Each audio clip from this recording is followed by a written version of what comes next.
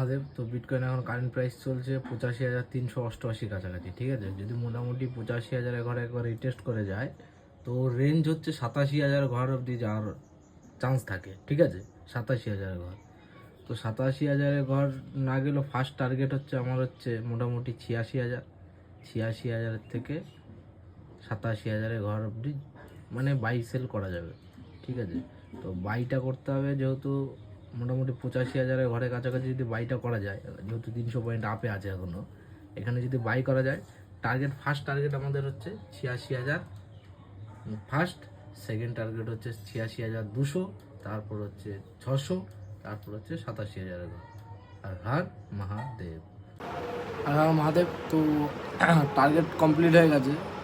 86,000 first target ছিল, দ্বিতীয় target ছিল 86,200, তারপর 600 ছিল।